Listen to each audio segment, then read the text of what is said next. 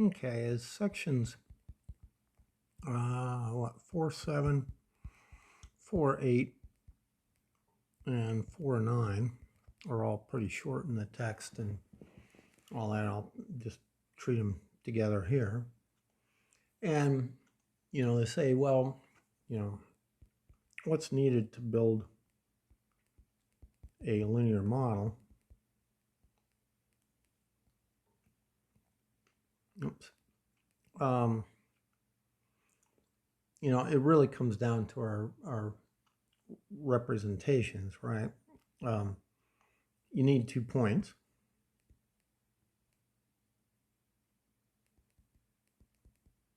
So this is not the same order they do it in, but I think it's the order. Well,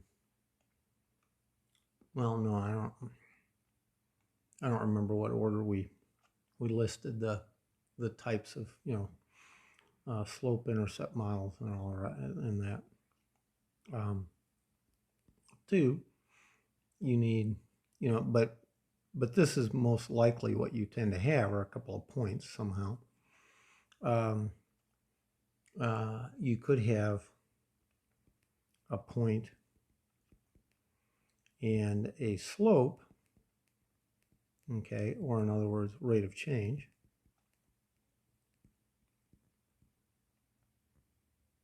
And, in that case, you can build your model from the point slope form. Or you need an intercept, usually y-intercept would be the way to say it, I guess, and a slope. But really, in the end, that's a point. Y-intercept is a point as well. But this is a more specific case. So a y-intercept and a slope, in which case we have the slope-intercept form.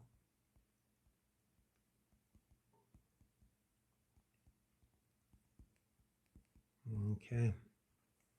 And so, any of those 3 cases, we can build a straight line. So we can build a linear model. So that was 4.7. 4.8, they're just looking at linear application problems. Well, they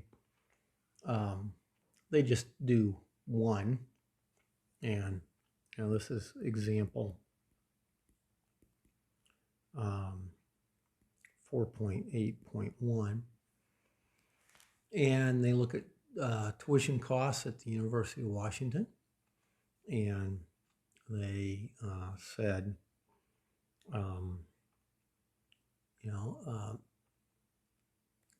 tuition year, and they have $1,827 in 1989 and 2907 in 1995.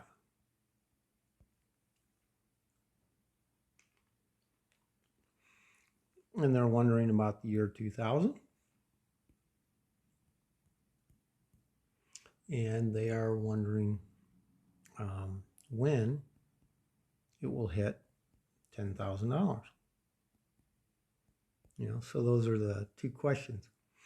Now, actually, what I suggest doing is, I would go with year since 1989. And the reason I would do that is all of a sudden that becomes 0. This becomes 6. And the 2000 becomes 11. And of course, this is still a question mark.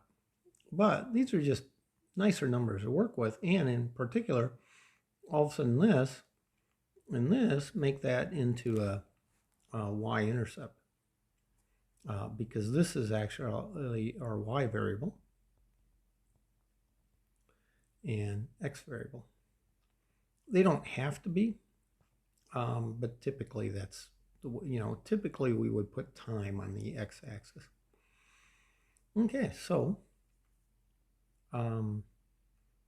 we can, in order to do this, we need a model.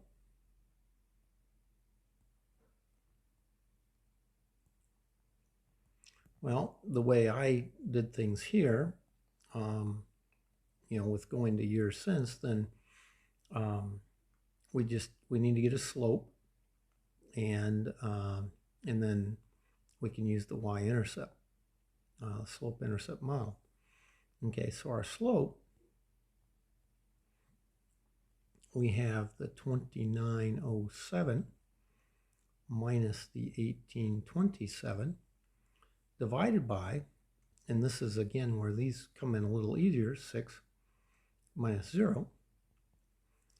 And so what is that? That's 1,000. Subtracting sideways is a hard thing. But I think this is 1,080 over 6. And if I divide that, what do I get? I get 1. 48 would leave 8. And then 0. Awesome. That's what they got. So, yes, 180. And so our model is y equals 180. X in our case. Whoops. So I should move that x variable over here to y years since 1989. So I just have an x, and then our y-intercept plus 1827. Okay, which looks a lot like what they have in the textbook. They just have x minus 1989. Well, it's just a lot easier with just x in there. Okay, so the first question was, well, what about the year 2000? Well, the year 2000, we let x equal 11. And so we get y equal 180 times 11 plus 1827.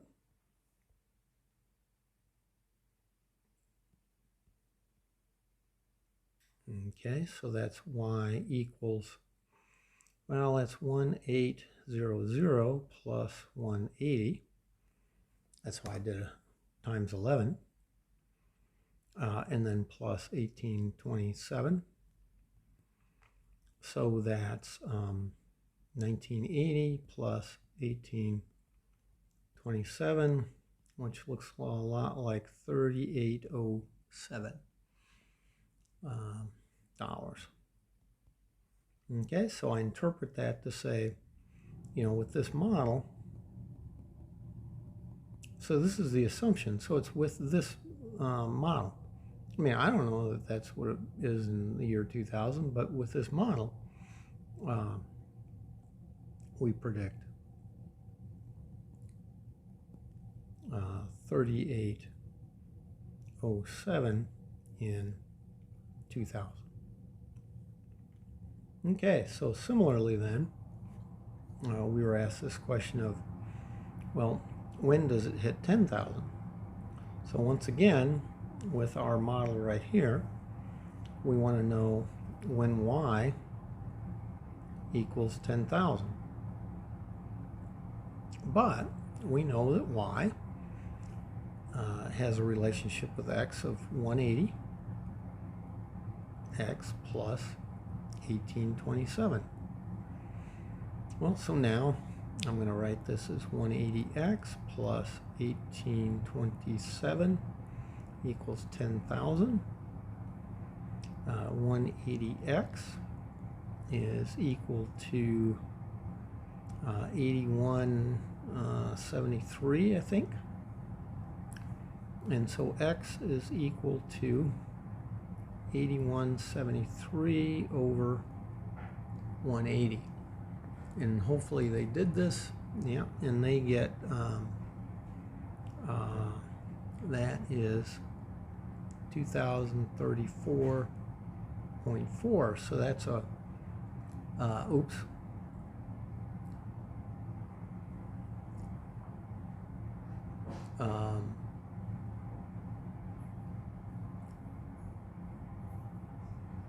Yeah, you don't get 2034. Let me erase that. That's their answer of year. So actually, I guess I'll have to do this. So what I'm going to do is I'm going to think of this as 817.3 over 18 and just get an estimate here. You know, we'll be able to check it with this. But 18 goes into 81 4 times. Okay, so I'll get a 4. And that 4 times 18 is 72. And so we'll get a 9 left over, so we'll get a 97. And so then we'll go 5 times 18 into 97, and that will leave about 7.3 over 18. And so you know, that's a little less than a half. I think probably around 0.4. So this should be 45.4, but of course that's, you know, since 1989. So that, you know, so I can interpret that to mean this is the year. Well, I go 11 years to get to 2000, so that leaves me 34 more years, so 2034.4, which is what they get when tuition is $10,000. Okay, now, so we can solve those kinds of problems. And then, you know, finally finishing up in 4.9, they just look at perpendicular and parallel lines.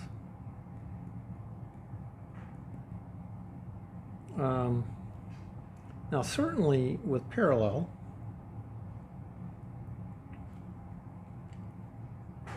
you know, as you just look at the picture, it looks like the slopes are equal.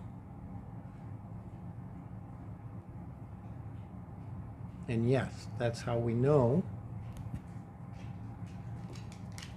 Well, come on. There we go. That's how we know they're parallel. So if y equals m1 x plus b1 and y equals m2 x plus b2 are two lines, then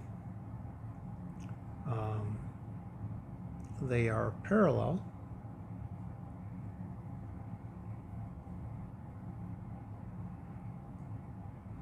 to each other.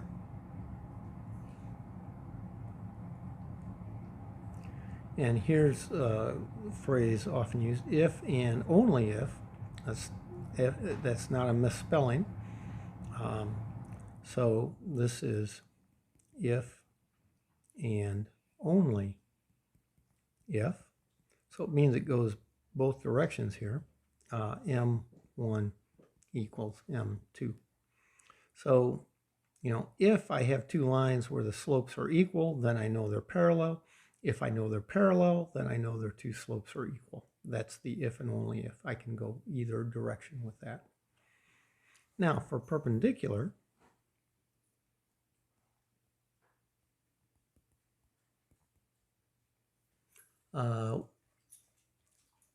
This is just stated in here. We're not, it's not given as a proof, but, let's kind of take a look at a couple lines. Suppose I've got a line going this way. And this is some delta y, delta x. And now, I have a line going this way, and that's a right angle. And, if I want to look at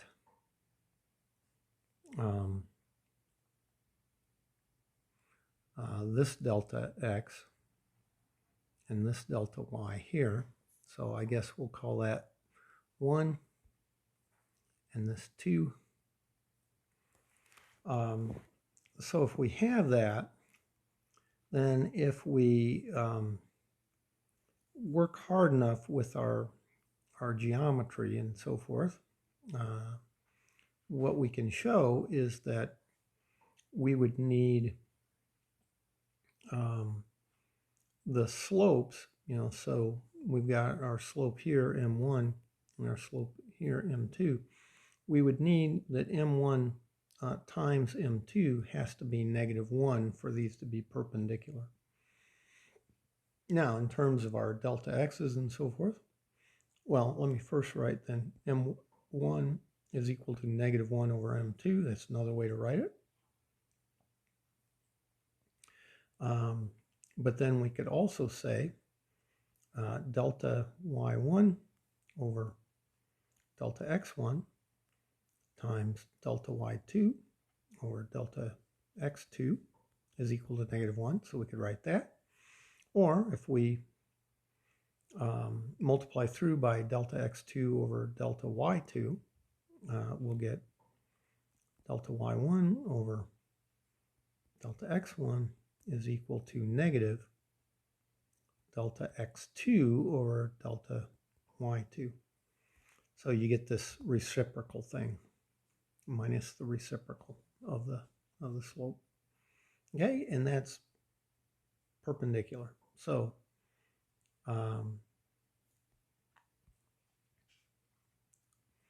okay, so the way I said that before was if y equal m1 x plus b1 and y equal m2x plus b2 are two lines, then they are perpendicular. Okay, they are perpendicular if and only if m1 times m2 is equal to -1. Okay, and so that is the idea of parallel and perpendicular lines.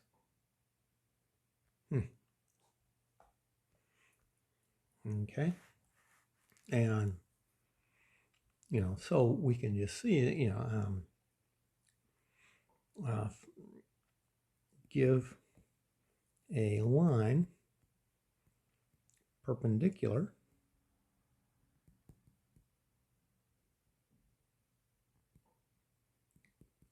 to y equals 3x plus 2 that contains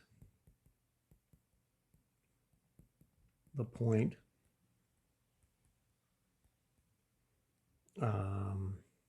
maybe 5,1. Okay, well, if they're perpendicular, then the slope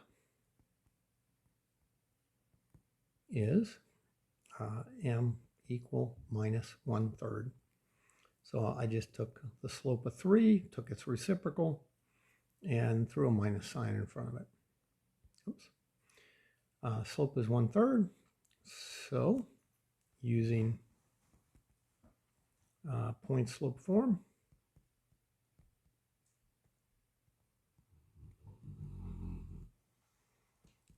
I have, if you could hear snorting in the background, that's my bigger dog. So using point slope form, I have y equals negative 1/3 x minus 5 plus 1. So there we go. Okay, and that gets us through 4.9.